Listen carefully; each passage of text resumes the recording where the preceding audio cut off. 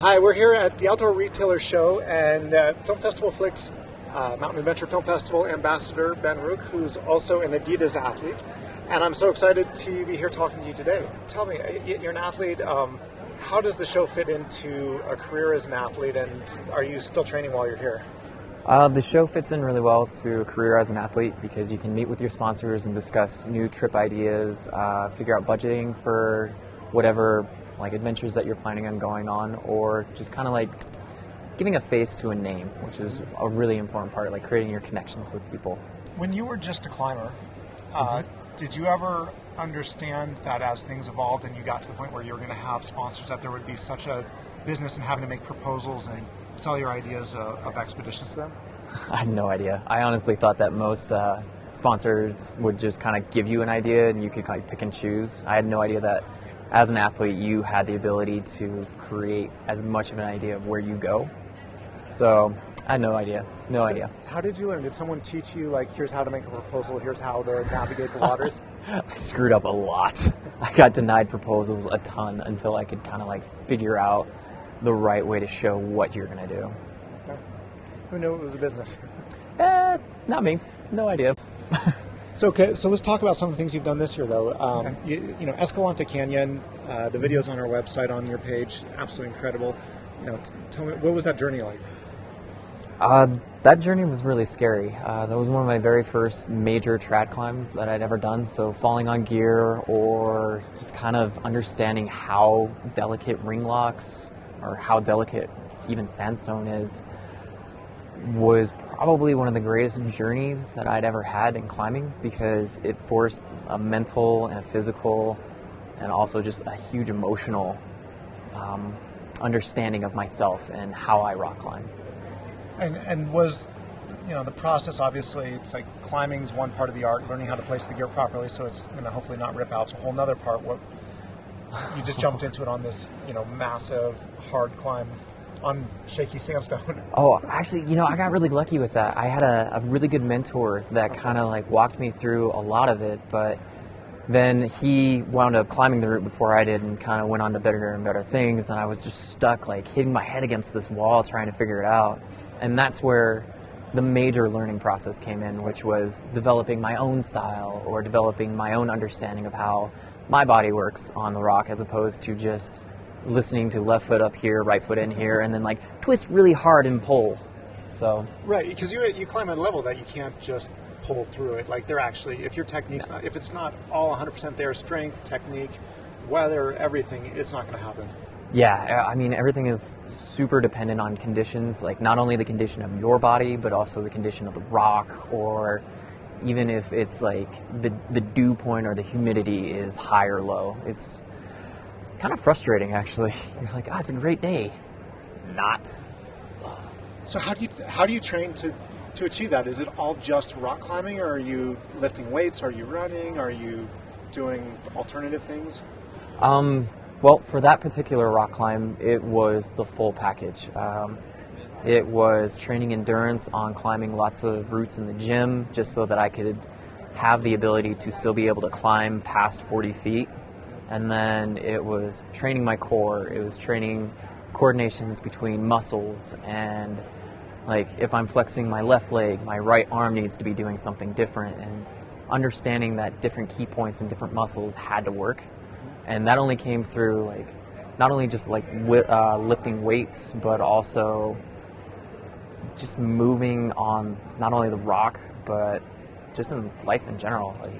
I would walk around my classroom, because I was substitute teaching at that point, and being okay, well, what muscles are working at this point? If I move my right arm, is my left leg doing something? So it was just learning how to coordinate.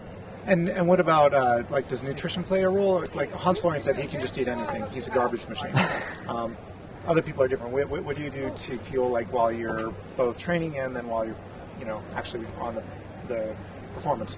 Nutritionally, when I'm training, I kind of eat whatever I feel like. I usually stay towards pastas and carbs, and also a really well balance of vegetables, and also meats. I do protein supplements as well from this company that makes really good stuff, Gnarly Nutrition. Okay.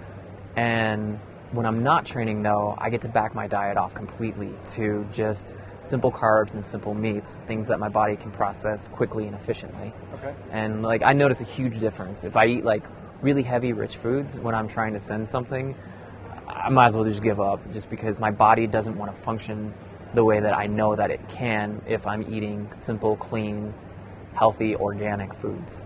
So, yeah. Who knew nutrition matters? I think everyone knew that. For a long time, I think people either didn't or just ignored it, and all of a sudden, within the last like 5 to 10 years of athletics, people are starting to recognize that what you put in your body actually does make a difference. Oh, yeah, I stopped drinking whenever I'm projecting.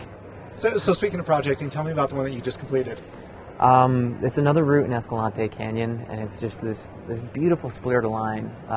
And splitter just means that like the crack runs from the ground to the top, and it takes very, very, very small gear, specifically black diamonds like 0.2 and 0.1 X4s, Yep. which that doesn't mean a whole lot to most people, but to trad people, it means really tiny, scary, horrifying gear. Like smaller than your fingertip. Yeah, definitely smaller than my fingertip. And like the route itself is just this very hard layback. And what's unique about it is that you have to create these funny little gear clusters, like these, I call them nests. And then you have to just climb like 10 to 15 feet above them to be able to get to your next little gear cluster. And so having to mentally deal with the fact that you're taking like a 30-foot whipper or 40-foot whipper onto these tiny things that are in very friable sandstone was just mentally draining and just horrifying. And the best part about it was, though, and this was great, after you fell and you, like, I wound up breaking like 4 different cams on this thing because the rock broke and I didn't have the right gear placement. I mean, I had the right gear, but I had it in the wrong spot, like just off by millimeters.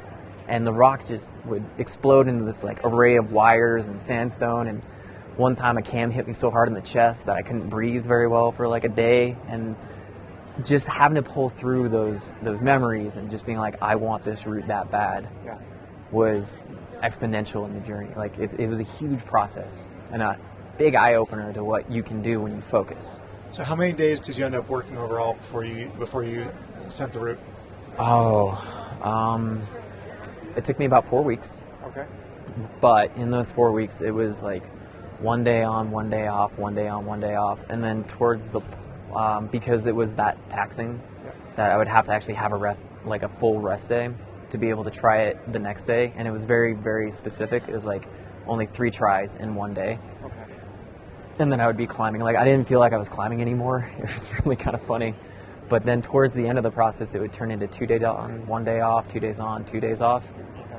And then eventually it wound up coming down to like not so many days really, it's tries. And I think I was like 60 plus tries on this thing. So like going up this thing 60 times on gear, just going, yep, today might be the day that I deck, or today might be the day that this doesn't work. Like, was very, very, very challenging for me.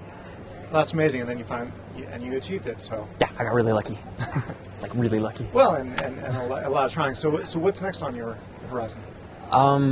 More desert trad, actually.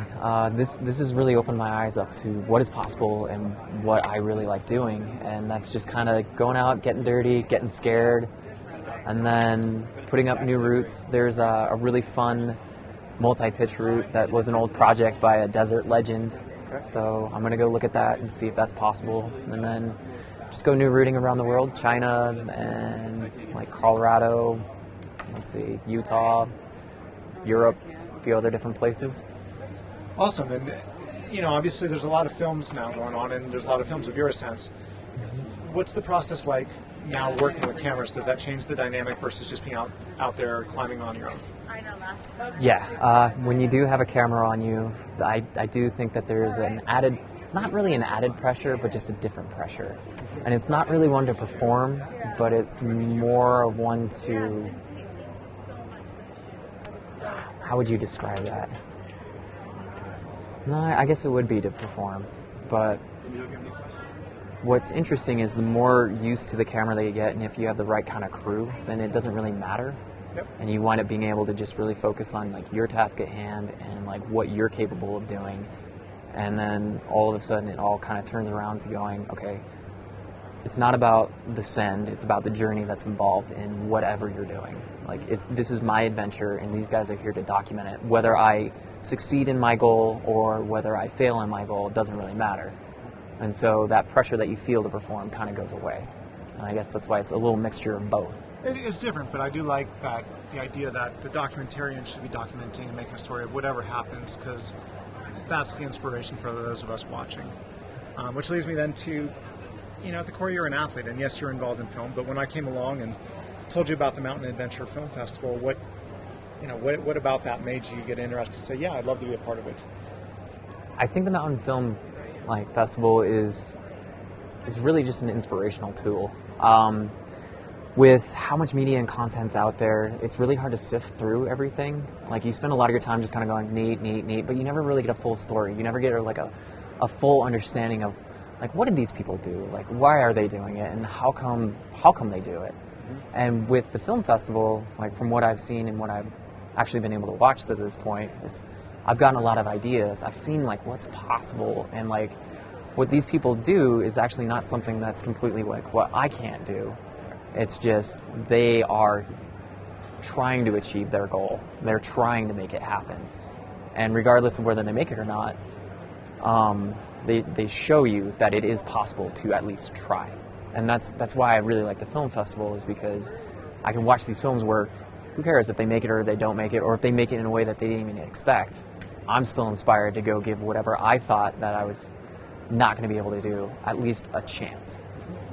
That's awesome, and thank you so much for being a part of it. And be sure to check out Ben's page on the Mountain Adventure Film Festival website. That's at mountainadventurefilm.com. There's a lot of videos of Ben's amazing climbing, and stay tuned for a lot more to come in the future. So thank you. Thank you very much.